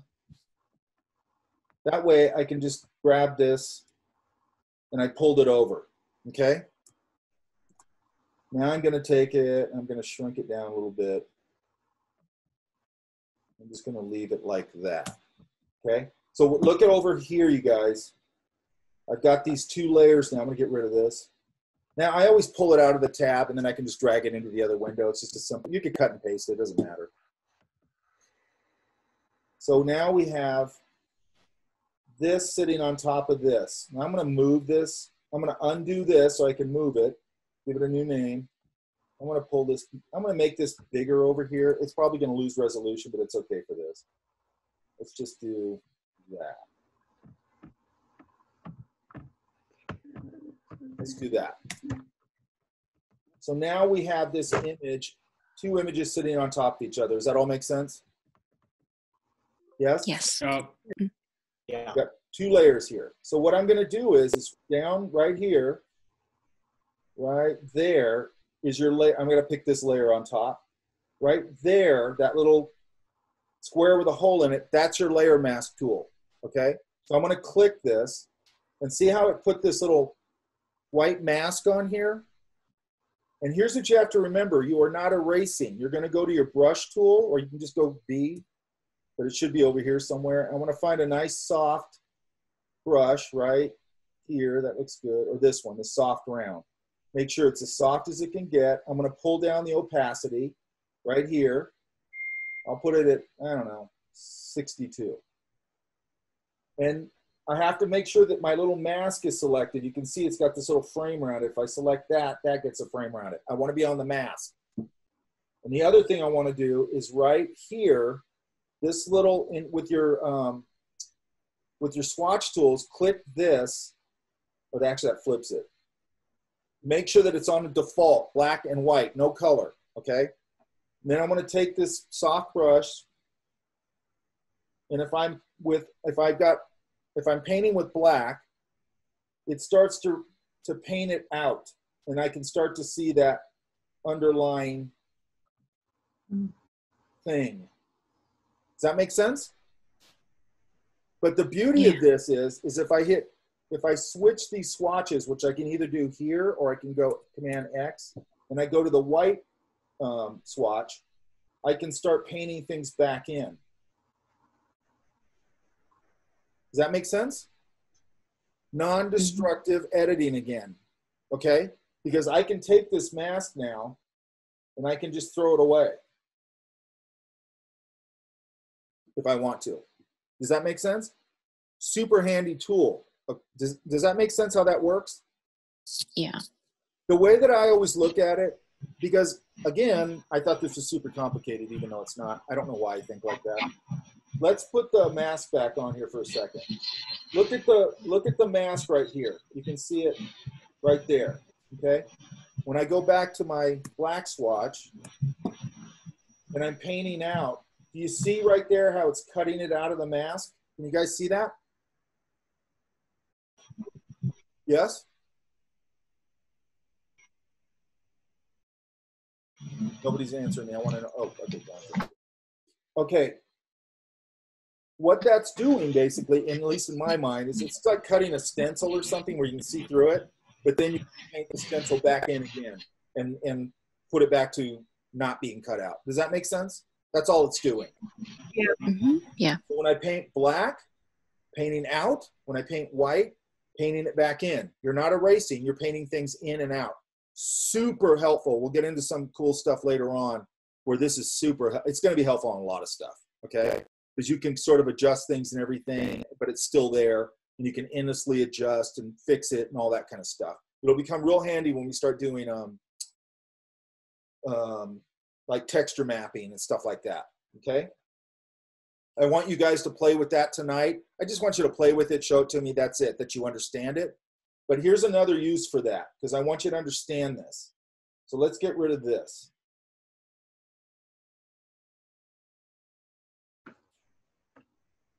Let's get rid of that. Let's get rid of that. Okay, so I'm going to open this purse image again.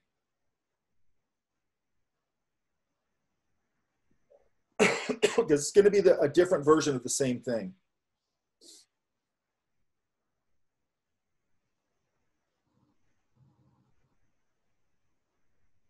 So here's a purse. I've separated this out. Okay, so I started with this JPEG or whatever it was, and then I cut it out. So now I have it on its own layer. Does that make sense? We know how to do that, right? If I was going to do this, there's what, you know, I did this one just like Magic Wand tool because it was on a pure white background. And for this, it's fine. So I'm going to, if I was going to present this, and I've done this a billion times where and who was it that was into product design? I'm doing industrial design. Industrial, same thing. Yeah, same thing I hear. Okay, if I was going to, you know, you either do a rendering of a product or you've created a prototype or something, and you want to make it look good, okay? So one of the things we do with this, and we're going to do this starting probably tomorrow, is I'm going to give this a little more breathing room, top and bottom. Mm-hmm. And this is a real quick way I would send something over to a client. I'm going to make another layer. I'm just going to call that white. And I'm going to fill it with white. Okay, the hotkey for filling with your foreground color is Command Delete. I just did it intuitively. And then the background is Option Delete. Okay, so we have a white background. So I'm going to go back to my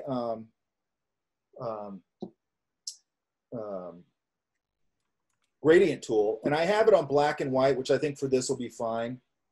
And I'm going to put a layer above the white layer, and now I'm just going to go. So now we have a nice gradient. Then I'm going to take this, and I'm going to, okay, this is another thing you guys got to remember. It's common in almost every program. If I hold Option, see how I get two arrows? You guys can see that? Yeah. Right there? Okay, that means when I hold Option and I drag it, I'm going to get a copy. Okay? Now, so let's drag a copy of this. Got my Move tool, Option, drag it. And now I'm going to put that right back where it was, and I'm going to put it behind my original one. And I'm going to go to Edit, transform, flip vertical. Okay, so now I'm starting to get a reflection, okay? But we're gonna go back to our layer mask, right here, right here. Now we got a layer mask, only this time, because we can paint out with black and back in with white, I'm gonna do that with a gradient. This goes black to white. So I'm gonna go, and what's it doing? I'm dragging it up. It's painting out. You can see it right here in the mask, right there. It's painting out the gradient, okay? So it gives me a nice clean reflection. And then I'm gonna come in here and go, now I've selected the image, and I'm gonna come in here and knock it down a little bit. And then, you know, I could take this shape again. And here's another thing you guys gotta remember. I don't know if you remember, but when we went to paths, to select the path, we had to command click the little image, right? So when you have something on a layer by itself like that, I can do the same thing on the layer. I can go command click the image, okay? Don't click the bar, don't click the word, click the image, and it will make a selection, okay? So what I could do is go, I'm gonna fill this with, I don't know, gray.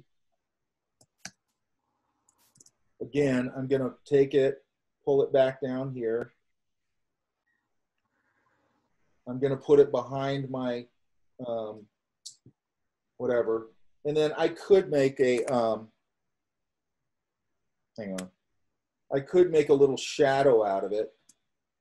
And I'm just gonna put it on multiply, because multiply is gonna make it go a little darker.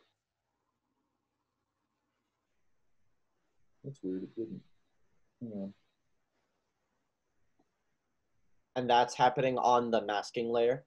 It's happening on, actually, no, just on my regular, it's weird, it's not going darker. It should go darker. So I'm just gonna make it darker with my levels, okay?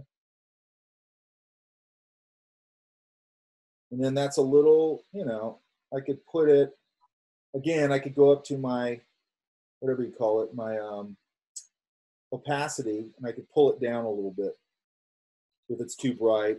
And then, and we'll get into this a little more later, I could go, because this is very simple. If you go up here to filter, it's weird. It's not giving me any options on here, which doesn't make any sense. Hang on. It's not giving me my options, which is weird. Something's weird about this layer.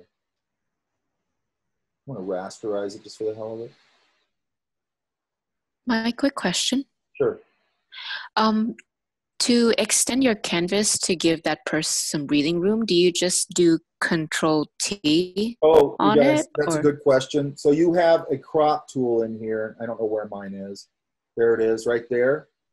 Okay, but all you have to do, I like these ones that have simple commands. All you have to do is go C, nothing else, just C. You'll get your crop tool, and you will get these handles where you can, you know, recrop your image.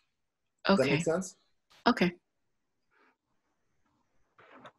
Yeah, I forgot to say that. Anyway, for some reason, there's something weird about this layer, and I'm not understanding it. It's really weird.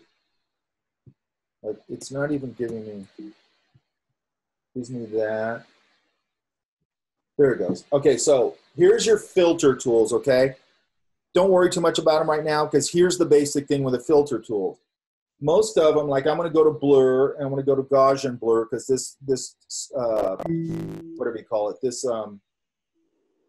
shadow is a little bit hard-edged. So I'm going to go Gaussian blur, and then it's going to give me a dialog box. And this is what 90% of the tools in your filter are. You're just pulling this over, and it's getting softer and softer. You can see it's so soft now you can't even see it. Or I can pull it back over and just get a little bit of a soft edge on it, and I go, okay, that's cool. So if I did that with the purse, I can go back to blur, Gaussian blur, and just pull it over, and it's going to get more and more blurry. Okay? The reason I mentioned filters fairly early on is because most of them operate that way. They're just something you get in and you kind of play around with. Okay? Does that make sense? Yeah. Okay. Now, we're going to get more into this idea of layer. What I really want you to do is just do the girl with the clouds, because the project we're going to start probably tomorrow. We're going to use this this reflection thing. You're going to have to use it starting that project. So don't worry too much about it. I just want to kind of introduce you to it. Does that make sense? Yes? Yeah. Yeah. But you can see it's a very quick presentation technique, right? Yes. Yeah. Okay. And I do it, let me see if I can find something real quick here.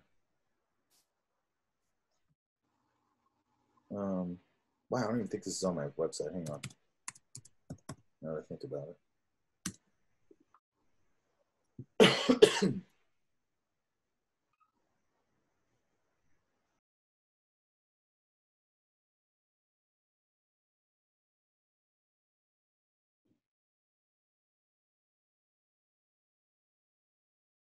Looking for a product, hang on.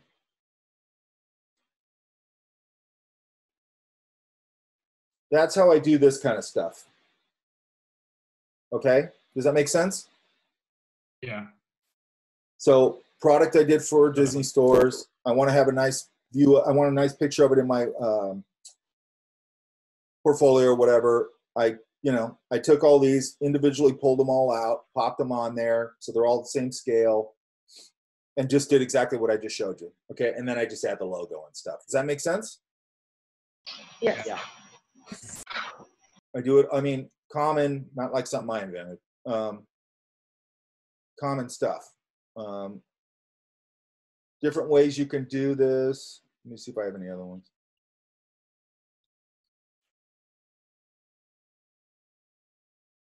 You know, even this kind of simple toyetic stuff. I mean, I didn't put a reflection, everything on this, but I used the, you know, the little turnarounds and all this kind of stuff just to make it look a little more interesting. Same idea, I just didn't put a reflection on it. Does that make sense? Yeah. Yeah. Because you don't want to send things to people. Again, everything that you do, you want it to look professional, okay?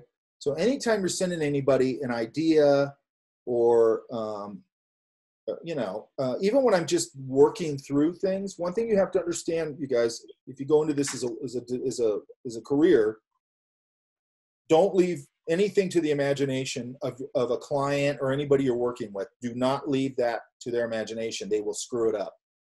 They will go, yeah, that's cool. I like that. And then when you get to the finished product, they go, wait a minute, that's not what I thought it was. Because they're not creative. They don't know how to see things. So I don't rely on them to see things. And I can very quickly in Illustrator or Photoshop go in and make it look pretty finished. So I'm getting through to them, this is what the product is going to look like. Does that make sense? Definitely. Yeah. And then sometimes I'm just hacking things together. We'll start doing that when we start the movie poster thing or the poster thing. We'll start, you know, a lot of times I just take stuff and I start hacking it all together to see how it looks. And I might show that to somebody, maybe. It depends on who I'm working with. If I'm working with another creative, that's fine. If I'm working with some marketing person, probably not. I don't want to go on a tear about marketing people, but it just depends on who I'm working with. I want to make sure that they're seeing it for what it is going to actually be. And I'll give you some stories about stuff that I've shown clients stuff, and man, I can't even tell you how they couldn't see things. It's really interesting, okay? Which is why you're valuable, because you can visualize things and you can show them. Does that make sense? Yeah. Because I always get designers and they get mad about it, and they go, man, these people are idiots. How do they not get this? And I go, that's why you're valuable, because they can't do this. They can't visualize anything. They can't make a product. They're not creative. That's why you're valuable. So be glad they don't get it, okay? Yeah. But anyways, how I do a quick little mock-up or presentation, whatever you want to call it. Okay, so the only thing I want to see tomorrow is I want you to pen tool out that curved part of the building, and I just want you to use the layer masking tools to do what I just did with the girl and the cloud. Does that make sense?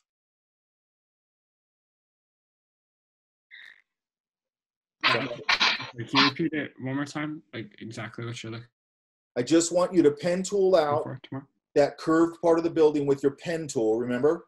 Mm-hmm. Yeah. And and do this little layer masking thing with the girl. You don't have to do the reflection stuff, all that stuff. I just want the girl in the cloud where you use that to paint out a little bit and show the background. Does that make sense? Yep. Okay. And remember, you're not erasing, you're painting in and out. Okay? Okay. The Go ahead.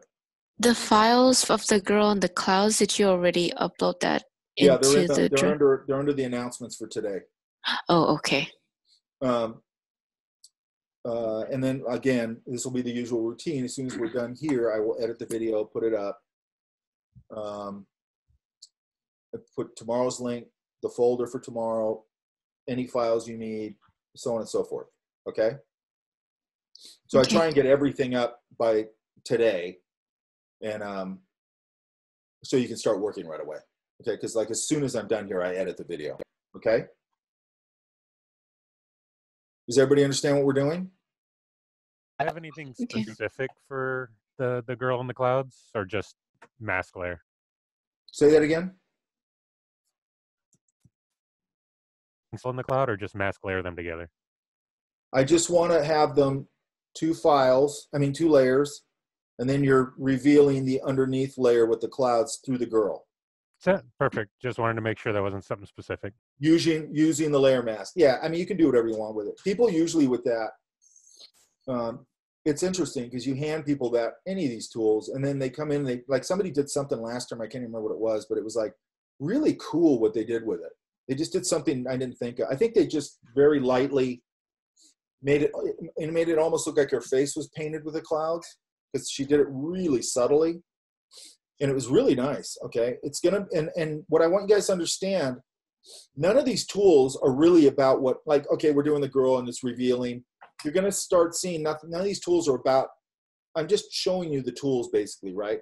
And as we go down, you're going to find out, oh, I can use, when I'm doing a digital painting, I can use that layer masking thing to do this. And when I'm doing that digital painting, I can use this to do that. And all these tools will start morphing into all sorts of different things you're doing. Does that make sense? Totally. Thank you. I mean, they will become part of this whole thing where you're not just using them the way I'm showing you. And then you're going to come up with just like that girl did last term, where they come up with something. I go, I never thought of that. That's cool. I love seeing that, because then I'm learning stuff all the time, and students always teach me stuff all the time. It's cool. Like I said, everybody in here, even if you've barely been in Photoshop, you probably know something in Photoshop. I don't know. Okay. And then you guys make sure you have crosstalk going on. I'll put a discussion board up. Make sure you have crosstalk going on, where if you guys are discovering things, turn each other on to it. Okay. Because it's a little different you guys talk on chat, right? But it's a little different in a online classroom, because hang on. Because you're not mingling in a room. Okay. So my question about the assignment.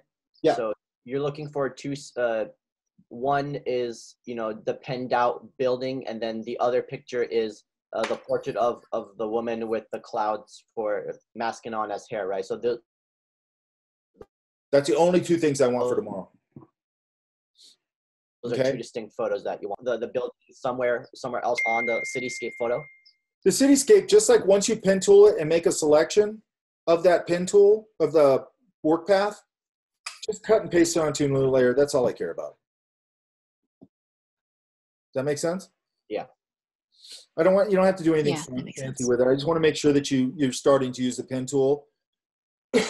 Usually what people do is initially they hate the pen tool. One of the main things that I can hopefully you guys do in this classroom that I think is really important is use that damn pen tool, because you're going to really need that.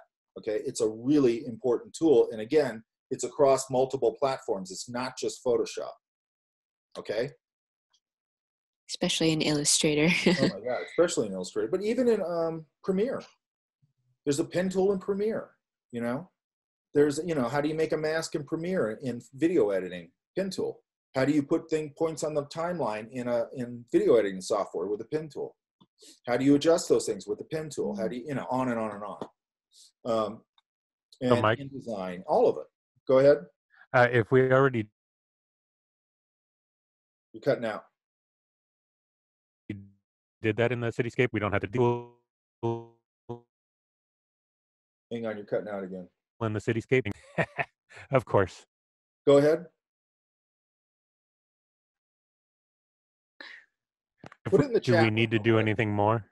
No, you don't have to do. I want these two things to be very simple. I mean, you can do more if you want. That's fine. But I just want to have that pen tool out of there. So I'm starting to get, again, all I'm trying to do is get your hands dirty with a pen tool a little bit. Get your feet wet a little bit. That's all I'm trying to do. Okay? So just to reiterate about the pen tool, you use Command and Option, right? Command is going to give you your white arrow, which will allow you to adjust your Bezier curves, right? And then your Option is going to give you that hard edge where it turns it into a hard point, a hard corner. And once you get those two things, it'll become super intuitive after a while. Like, again, when I was started teaching this class, I had to remember what I was doing because I don't even know what I'm doing there. It's just a second nature because I've been doing it forever. And it will become second nature, okay? Okay. And the other thing about that, another thing with the pen tool, and I teach Illustrator. Okay, I want you guys to understand something. In my classes, I don't try and recruit from my other classes. Now, I will say, hey, like certain students, I might go, hey, you should take my blah, blah, blah class or this. But like I just was saying about the product design thing, I feel like, okay, you need to go over to Frank and learn that 3D stuff. I try and point you into what I think you need to go to. If it happens to be my class, great. But if it doesn't, that's fine. It doesn't matter. But one thing I would say, and I've been saying this, is for whatever reason, a lot of the students don't really know what Illustrator does, and they don't know how important it is. And I keep telling them, I'm like, if you're going to ink and do like character turns and all that kind of stuff, you're going to be doing that, a lot of it in Illustrator. I don't care, blah, blah, blah. And it's like, okay, so like one of my students, Rebecca Mora, who's a monster, just got a job at MGA, which is a gigantic toy company, okay? And she goes, it's a character artist position. Okay, so then they think, well, I'm going in and doing character design. Character artist is not character design. Character artist means you're doing characters on model for different things like style guides. Point being, the first day, she goes, everything's Illustrator. Like, everything is in Illustrator. And I go, I told you. You know what I mean? That's how that works. Okay, you got to know that program. You got to know, I don't care if you're Illustrator or whatever. I think you should know Photoshop, Illustrator, and InDesign. I think you should know InDesign too. Okay, if you're an Illustrator. If you're a graphic designer, for sure you have to know those. And then all the other stuff you have to know. But a lot of illustrators go, I don't need InDesign. It's like, I would get a basic understanding of InDesign if I were you. Okay, I think it's important. And not only that, it's also important because if you're in between gigs and somebody calls you up and goes, hey, you want to do some package design? You want to go, yeah, because it pays good. You know what I mean? And it's keeping you working. And you want to be flexible. Like, I never gave a damn what I was designing, to be honest with you. I just like designing stuff. And I think that's a good attitude. If I'm designing stuff, I'm kind of happy. Or if I'm doing illustration or whatever I'm doing, I'm always happy doing it. I don't care if it's a keychain. It's fun. You know what I mean? It's way better than a real job. Does that all make sense, you guys? Yeah. What's industrial design again? I'm curious to know. Industrial design, hang on, I'll show you something interesting. Industrial design is basically the design of product, okay? But it can also, or car design, transportation design is an industrial design. This microphone is industrial design, okay? Your computers are industrial design, toys are industrial design. Kind of anything that's manufactured is industrial design / product design. Okay? Got it. Okay. Let me see here. Hang on. And then there's a different skill set with that.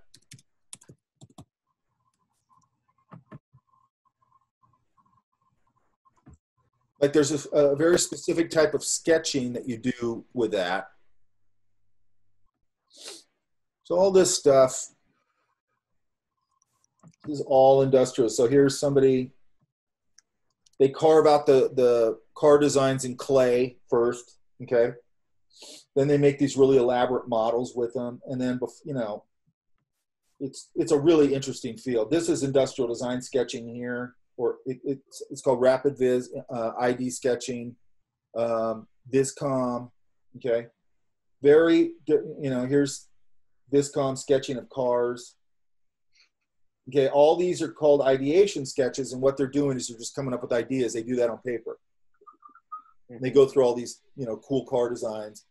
Those all go up on the wall. They start discussing them. They pare them down. They make a billion changes. They do that, and they go on and on. One thing you guys should look at, if you haven't already, this is industrial design sketching here, model making. So it incorporates all these things. Super interesting field. Okay, I love it. This is more ID sketching, blah, blah, blah, right? So it could be anything. It could be it's industrial design stuff. What people don't understand, for any of you guys that are entertainment design people, this is the headwaters for entertainment design. Entertainment design, as you know it now, came out of industrial design, okay? And the reason for that is industrial designers know how to make things that work, okay? Like, I've made bad hires before where you get somebody and they can make pretty little drawings, but they're not manufacturable. They don't hit the price point. They don't hit the demographic. They don't hit any of the things that product has to hit, okay? So when I come back and look at their sketches, I go, these sketches are really cool. If I had a $20 budget, I got a $3 budget. You just gave me a bunch of shit that I can't manufacture. Does that make sense? Yeah, definitely. Yeah. It's really interesting field, okay? And I'm really pushing it just for you guys to check it out, okay? Because I think some people, they go, oh, I want to be this or I want to be that. And then you show them something, you go, actually, I think it's this. I think you want to do this. And that's what happened to me, by the way. They just haven't been exposed to something, but you can see their brain likes that. So then you go, hey, I think you like that. And then they go, oh, that's it, I mean, it could be anything. It could be graphic design, could be package design, could be industrial design, could be whatever, okay? But anyway, it has a very specific, this is ideation sketching, a lot of ideation sketching here. It's a lot of cars here right now. If you go over to Art Center, that's ground zero. That's Mecca for car design. That's where most of your car designers come out of, like your big ones, okay? Does that make sense? Yeah, definitely. Okay, so make sure that you're always, and what's really interesting is, and I don't like this, they're starting to call, like I was listening to an interview yesterday with, forgot her name, she's a lettering artist, but her boyfriend, she goes, oh, my boyfriend's a product designer. And I'm like, oh, that's cool. But then she started talking about what he's working on. He's working on front-end web development or something. That's not product design. But they started calling certain things product design. Like I think they're starting to call UI, UX stuff kind of product design. And I've even heard people call packaging product design. It's like, that ain't product design. Sorry. This is its own category. Okay. Yeah. It's got its own skill set, and it's a monster skill set you got to have. And somebody doing that front end stuff, that's not product design. Product design to me is something that's manufactured. Okay. Basically. And you have product design, by the way, within theme park design. And that real world thinking is what allows you to work on a lot of products or a lot of projects, okay? Because when I went to Imagineering, that's a theme park, but I can sit there and go, I know how to make this work because I know how to make things work, okay? Just give me the parameters and I'll make it work. Does that make sense? Definitely. Same thing with packaging. As soon as you go into packaging and go, what's the parameters? Oh, it goes on press like this. It has to be set up like that. It has to do this. Okay, I know how to do that. All I need is parameters, and I know how to design within those parameters. So, you're making a wood product. How do we make wood products? How do they mass manufacture? I need to know the process. And then I'm going to know how much I spend on my budget. I'm going to know how to design it. I'm going to know how to make it manufacturable. I'm going to know how to do all that stuff. That Wall-E product that I just showed you was 10 inches tall, right? Had to have a really complex paint pattern on it because it looks distressed. And then it has real working treads. Those, I have to call those out. That's soft PVC. Then I have to go, how many molds do I need to make this product? Oh, I need, I don't know, 2, 3, 4 molds, whatever it was. Okay, does that still fall in with my budget? Or do I have to go, okay, maybe those treads aren't going to be able to be real working treads. Maybe they're going to have to be fused together. So I can gang mold those into one mold, so on and so forth. Okay, that's a pretty complex project. Does that make sense? And it also communicated with another product. Okay, so there was an Eve with that when they got in proximity of each other because there were remotes. And they got into proximity of each other. There was RFID technology in it, and they would talk to each other. Okay, so there's a lot going on with something as simple as a toy. Does that make sense? Absolutely. The toys actually are pretty complex, especially now. How many? Go ahead. I was just gonna ask, how many parallels are there between, you know, this type of line of work with product design and industrial design and 3D printing? Because I think that, you know, there'll be a lot of integration, at least in these days, with that type of software and capabilities. 100%. Product design and industrial design are sort of interchangeable, okay? But what you just said about 3D, it's married to 3D now. Okay, because product design is all about, a lot of it's about prototyping, okay? So in the old days, like I just put this up, hang on.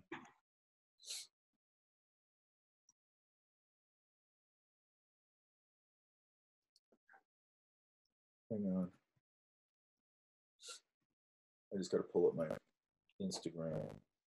I just found these in my, I was looking for an old email and I just found these, like, yeah, I don't know what day it was, the other day.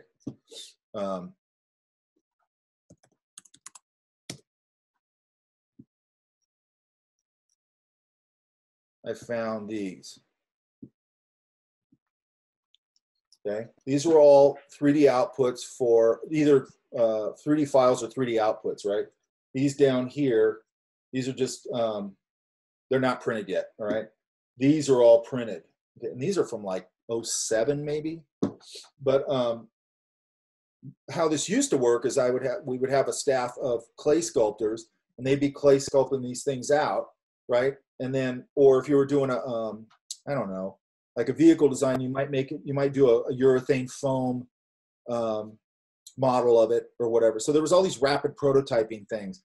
Now, a lot of that has gone to 3D, obviously, because you can just build it quickly in 3D, output it, and you can output. We have students have gone over to Vans or working over at Vans doing 3D stuff. So they output these shoe designs to, and then when they have to go present them, like I used to have to do line reviews, when you go present them, you're presenting a product that looks like a finished product. That's like, this is what it looks like. Does that make sense? Yeah? Yeah. Mm-hmm. Okay, so yeah, it's a game changer. And the other game changer is that's like the software like Fusion 360, and Fusion 360 I think is the one that's grabbed hold of everything. That's letting the designer hold the project and the product a lot longer through that production cycle. There's a lot of things when I was doing it, I'd get this thing, you know, sketched out and all that kind of stuff. And then I'd start communicating with a product engineer or something in China or whatever. Then we go back and forth. And now what's happening is the designer's doing all that, but then they're going into Fusion 360 and building a model, a visual model of it, but it's also got all the CAD information in it. So it's very fluid and organic.